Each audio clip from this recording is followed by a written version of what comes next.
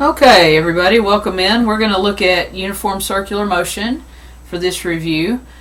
So we have some UCM, and we're going to add to it gravitational pieces today. So let's start with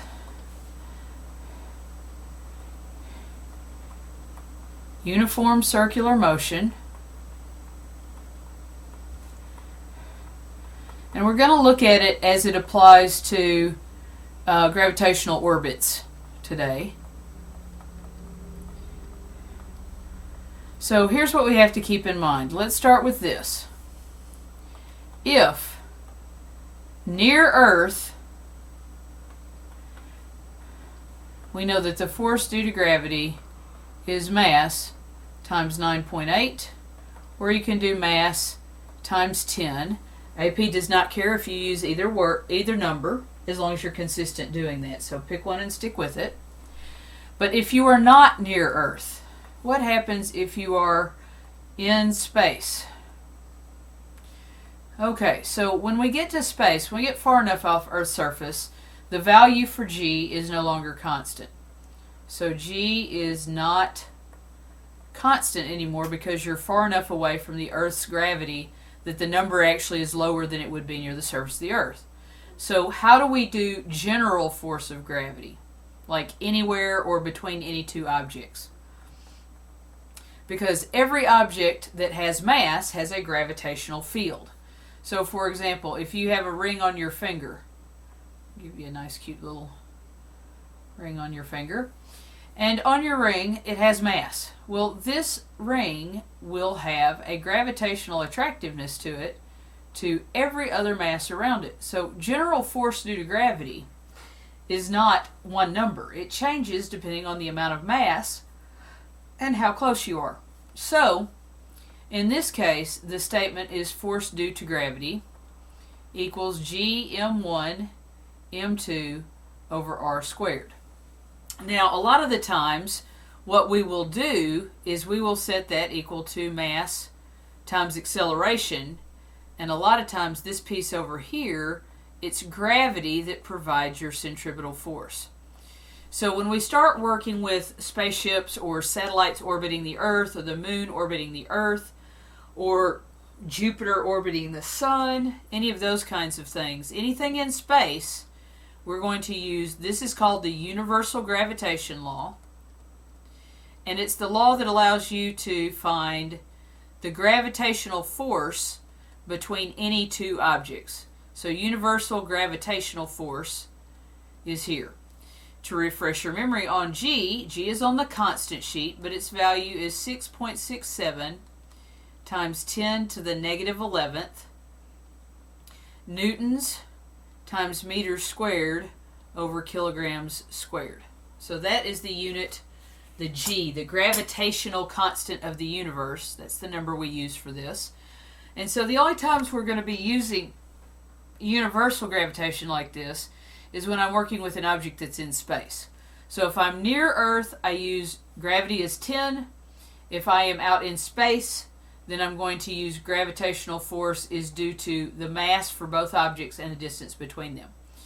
So let's just start a little bit to back up and review the universal circular motion. What is this uniform circular motion? So UCM has to have these two pieces. You do not change speed, but you do change direction. Okay, so how does that work? Well, key tip, and I may have said it on another lecture, but whether I have or had not, it's a good place to review it. Forces parallel to velocity change your speed. So if you have a part of a force, any part of a force or the whole force itself, and it is parallel to velocity, your speed is going to change. You're going to have an acceleration either forward or backwards. Forces that are perpendicular change your direction.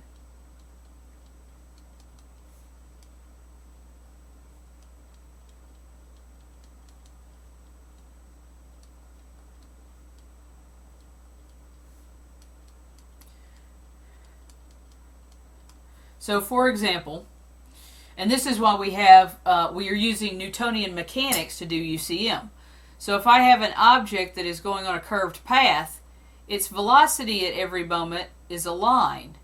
So how does it make that turn? Well, if it doesn't speed up or slow down, what has to happen is gravity, tension, normal, something has to pull velocity back in. You have to be perpendicular to velocity. So the third point about UCM is that velocity and acceleration are at right angles. They are perpendicular. And of course the physics word we use for perpendicular is normal. So just to refresh. Sorry folks, having to yawn a little bit. Alright, so key features of UCM is one, you don't change speed, you do change direction, and velocity and acceleration will be at right angles to each other. So what do we know that we didn't know before when we get into this universal gravitation? Well, what we usually do is we have a situation like this. Like let's say here's Earth, and out here there's some little satellite of some sort, and this satellite is going around Earth in a circular path. Okay? So the force that pulls us towards the center of the Earth, the force centripetal in this case, comes from gravity.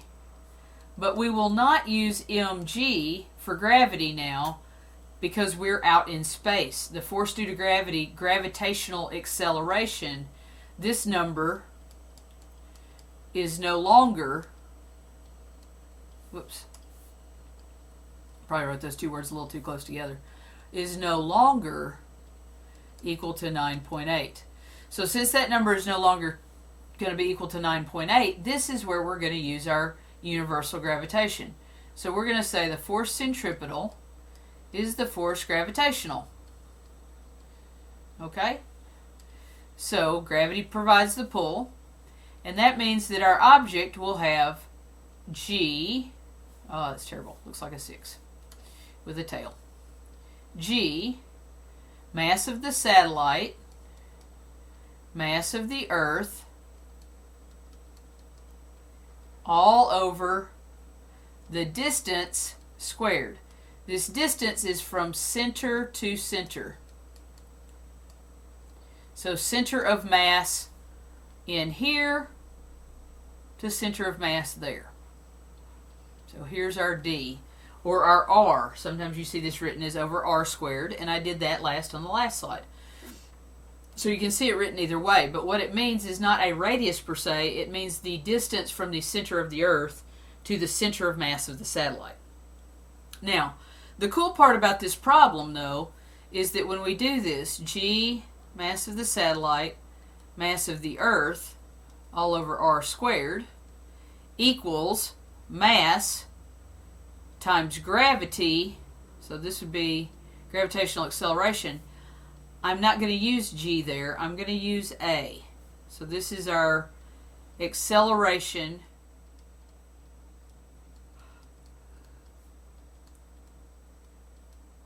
that is inward. It's due to the centripetal motion.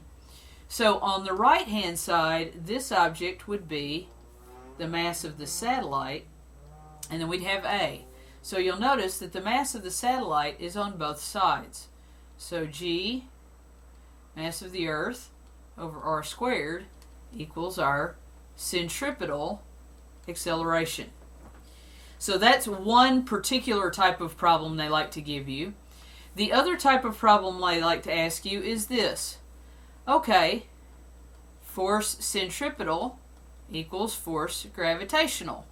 Alright, force centripetal is mass of the satellite, velocity of the satellite squared over R, and force due to gravity out in space is G, mass of the satellite, mass of the Earth over the radius squared. Well, what does that do for us? Well, let's come over here.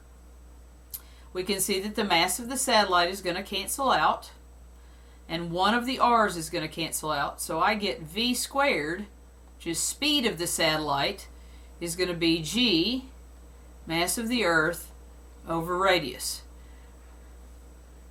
That's pretty nice. So we can take Vs is going to be the square root of g, mass of the Earth, over the radius. So those are the two most common questions you get asked. But remember, on this test, we're not spending a lot of time on the math. The math is what you need to be able to solve problems, in your college class. But in this class, we do a lot more talking. So let's look at some problems to get a feel for some of these. Okay. So,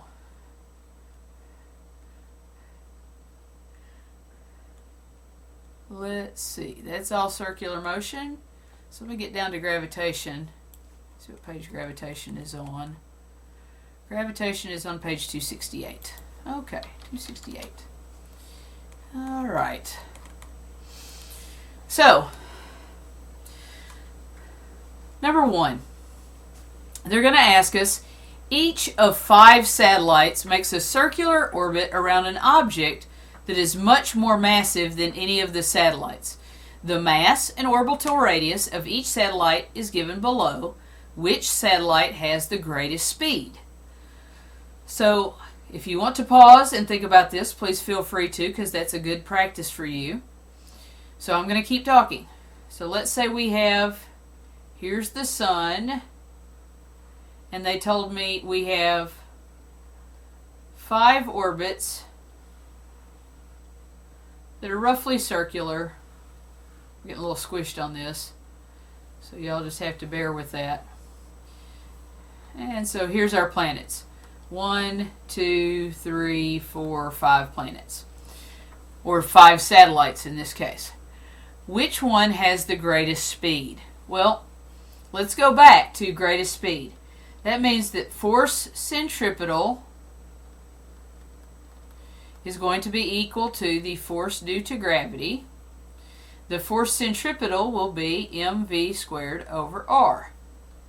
Force due to gravity is g, mass of the satellite, mass of the Earth, over the radius squared, or mass of the object, however you want to think about that. So when we go to solve for v squared, this object and this object cancel out because they're the same masses. So let's say we think number 4. Okay. Well, so mass satellite 4 is in both sides of the equation, so it wipes out. Also, one of the r's will cancel out. So on this side we get g, mass of the object that we're orbiting. This is the orbiting. We orbit this mass. And r is the distance to our mass. And so now we've got a statement that we can work with. So we have the square root of g mo over r. And then we're going to look at these equations over here. Normally what you'd first say is the one furthest out has to move the fastest.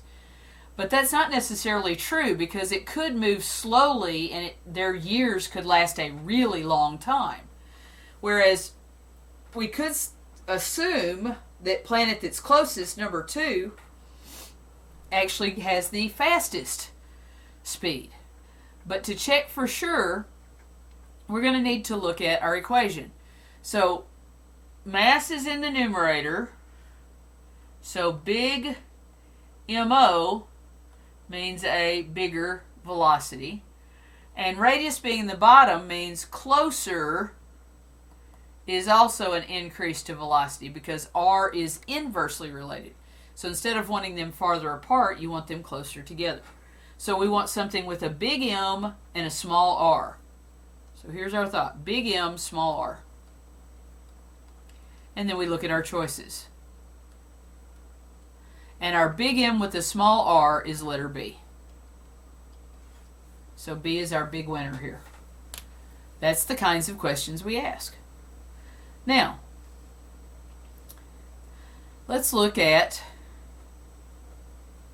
let's do number 3, because that one is a calculation. Let's get number 3.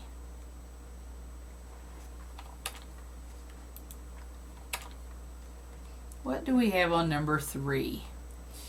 We have a person weighs 800 newtons on Earth. So force due to gravity on Earth is 800 newtons. So that would be mass times 10. So the mass of this person is 80 kilograms. That's the first thing I'm going to do. I don't know if I need to know that, but it feels like I probably need to know that, so I'm going to do it. Once again, pause if you want to. Now, we're going to go to another planet that has twice the mass and twice the radius of Earth. Okay, so now, new planet means we're out in space. So, force due to gravity in space is G, mass 1, mass 2, over R squared. Okay, so what do we do now? Well, in the first scenario, force due to gravity was G, mass of the object, mass of the Earth, over R squared. Now what we've got is G, mass of the object, and the new planet has 2 times the old planet. So 2 times the old planet. And it also has 2 times the radius. So what do I get if I work out the coefficients here? This turns into G. So I have a G up there and I have a G down here. Mass of the object, mass of the object. Got those in both cases. Mass of the Earth, mass... Ooh, now I've got a 2 mass of the Earth. So in front of my parentheses, I now have a 2 that I didn't have a minute ago. So this one only has ME, this one has 2 ME. Now if I look at my bottom part of my fraction, the first one has R squared, but this one has 2R squared, which when you multiply it out, 2R times 2R is 4R squared. So now I have a 4 out there. And I do have R squared. I do have it. So this part right here is exactly the same as this one. But I want to figure out what happens with the weight. So our person weighed 800 newtons with this scenario. Well, if I simplify this fraction, my force due to gravity is also now 1/2 of what it was before, because 2 over 4 is 1/2. So now our object weighs 1/4. Hang on just a second. Our object weighs 1/4 of what it did. Hang on just a second. I got the R squared already, just 1/2. 1/2 my force of gravity from before. Got excited. And 1/2 my force of gravity would be 1/2 of 800, which is 400 newtons. So you're further out. You have more mass, but you're further out. And because of the nature of this equation, with R being squared, R weights more or matters more than mass does. So that's a pretty traditional kind of problem of this type. Now, let's go on out here to a free response.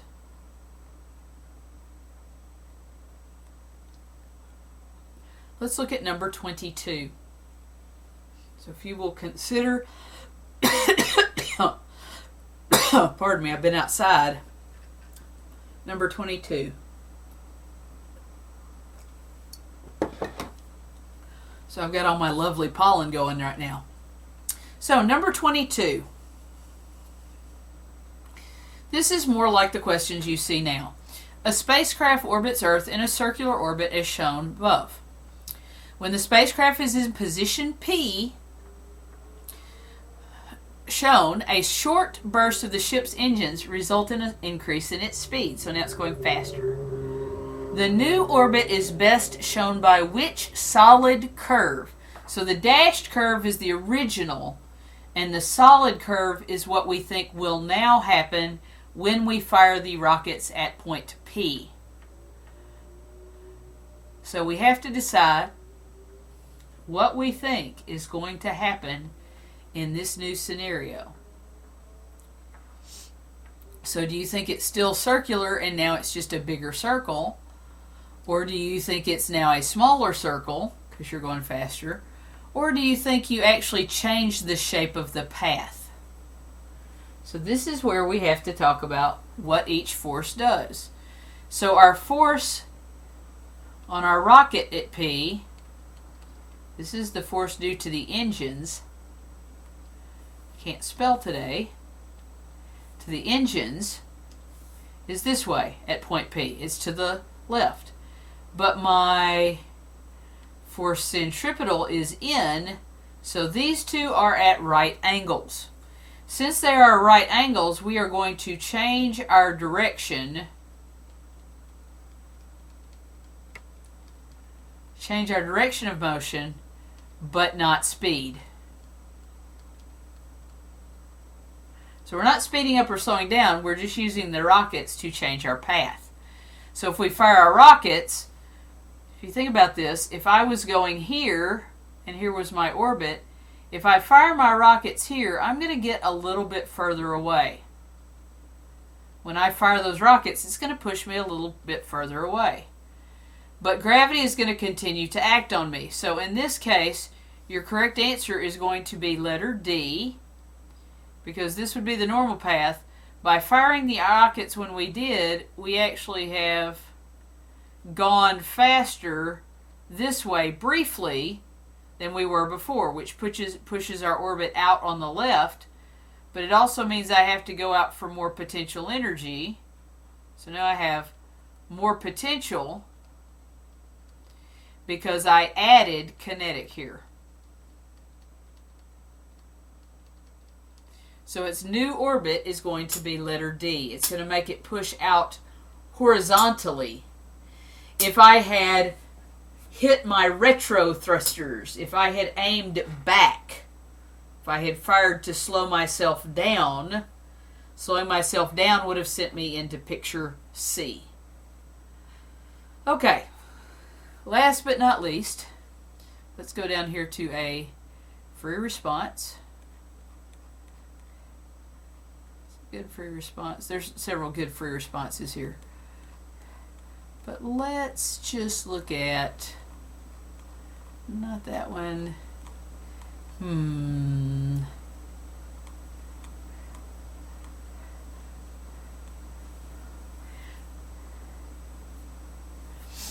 It's a mechanics question. Let's go back to, go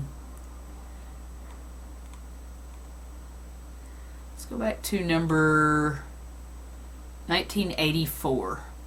Two satellites of masses m and 3m are in the same circular orbit around Earth's center.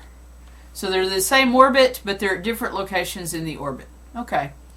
As shown above in the diagram. Earth has mass me, radius re. In this orbit, which has a radius of 2 re, the satellites initially move with the same orbital speed, but in opposite directions. Oh no, that sounds like a terrible thing to have happen.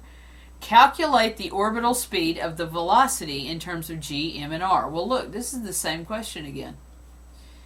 Force due to gravity provides force centripetal is mass times acceleration. Force due to gravity, g, mass of the satellite, mass of the Earth, radius of the Earth. Actually, this is 2 radiuses of the Earth, is our distance to each planet. And we're going to have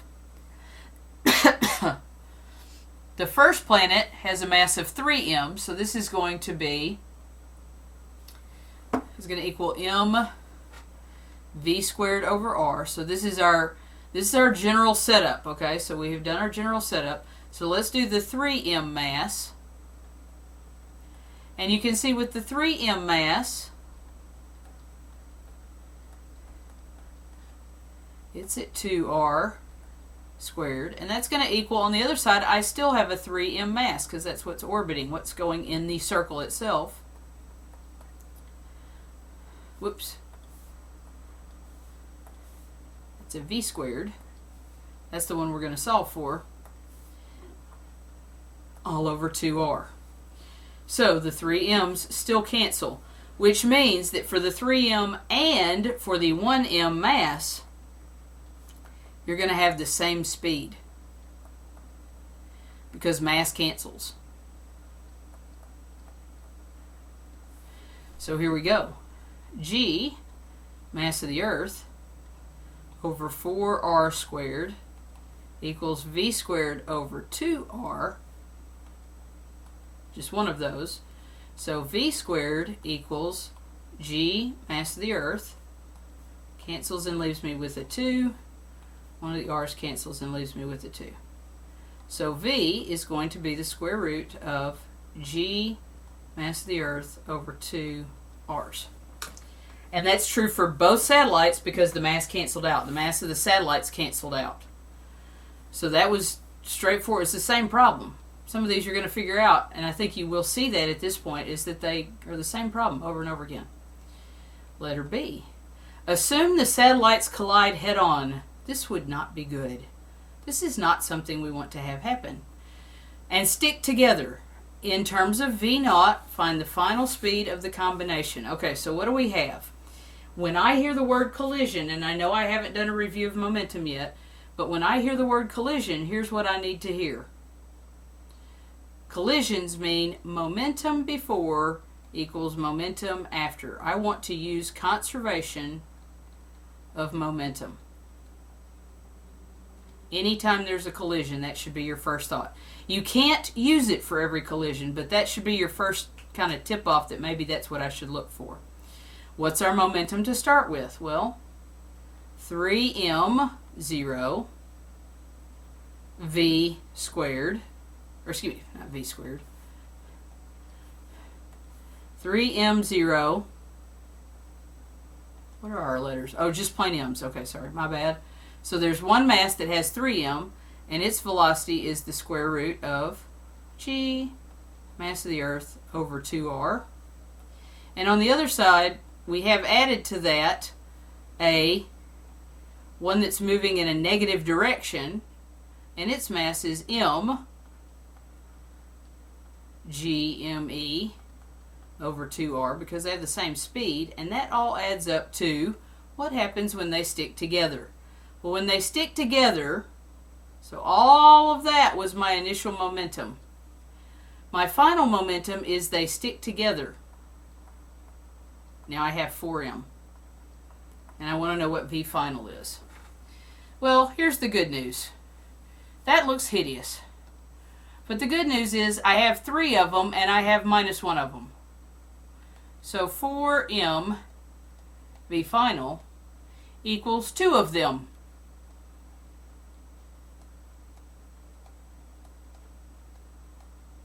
I have 3 of them. I take away 1 of them because it's going in the opposite direction. That leaves me 2 of them. So then the m's cancel out. And V final is 1/2 square root of G, mass of the Earth, over 2r. All right. That wasn't too bad. Now, calculate the total mechanical energy of the system immediately after the collision. Okay. Total mechanical energy. Total mechanical energy. I have potential, gravitational energy.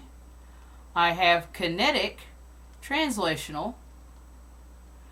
Do I have rotational energy? And I'm going to say this again when I get to the rotational video.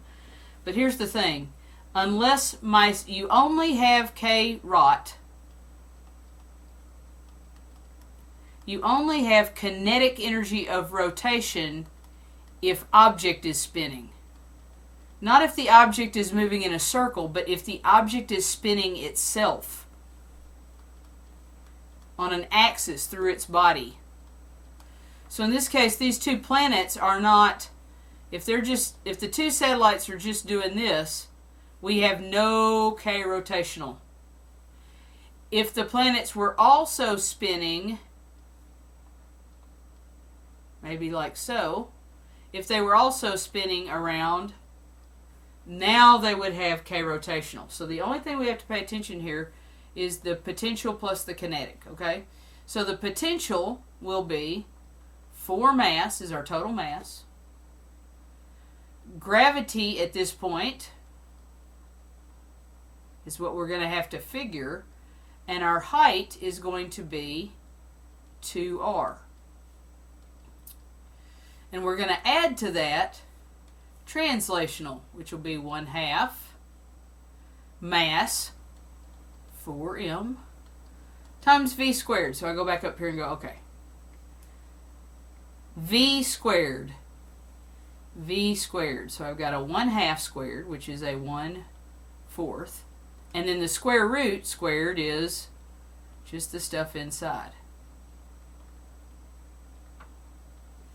Okay, so now this would be my energy total. Tricky bit. Potential energy is stored, so it's a negative.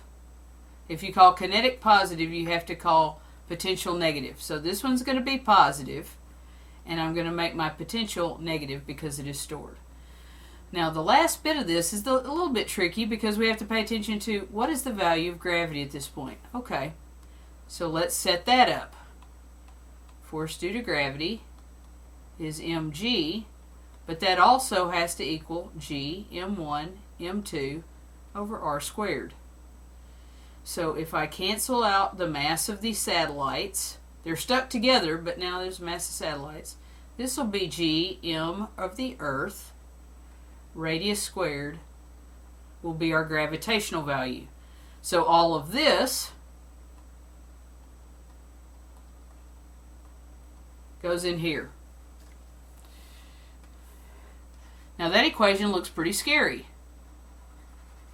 But really all we've done is 2 steps in both cases. We've only done a couple of steps in each case. So now, if I want to simplify this thing, so this equals my energy total. That's where I'm at right now. Let's simplify this out as much as we can.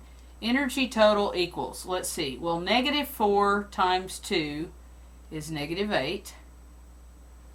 And I have a little m, and I have a mass of the Earth on top, and I've got an r on top. On the bottom, I have an r squared on the bottom, so these r's are going to cancel out. So those r's are going to cancel out. Now, for this piece, 1/2 times 4 is 2. 1 times 1/4 is 2 down here, and then there's another 2.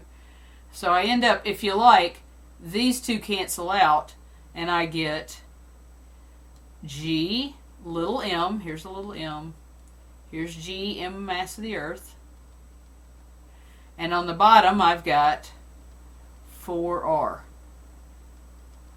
And hey, look, we can add those together if we wanted to. If I multiply this by 4 over 4, get negative 32m me over 4r plus gm me over 4r would be negative 31 me over 4r. So there is our total energy, and it is in terms of the letters they're going to allow me to use. So while all these equations look really awful when you're talking about them, if you'll just do one small step at a time, you'll be okay.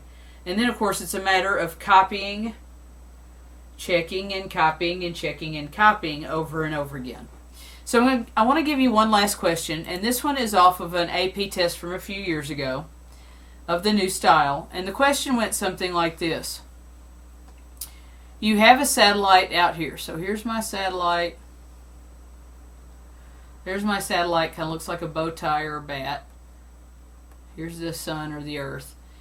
And what they tell you is they fire their rockets so that it makes a bigger path. So we're going to fire our rockets, and we're going to end up now, our new path is going to be out here. So it's still a circle, but now my satellite's going to move out here. So I fired rockets to get to here to here. Briefly, in this case we have a conservation of energy system, And here's what has to happen. If you moved out this way, you gained potential energy, which means if you gain potential, you have to lose kinetic. So now my satellite moves slower. So you gain potential, lose kinetic, satellite moves slower. Be careful to make sure that they don't tell you a force was added into the problem or something like that. Because if force is added in the problem, you now have an open system, which means your energy is not conserved anymore. So just be aware of that. All right, I'll catch you on the next one. Have a great day.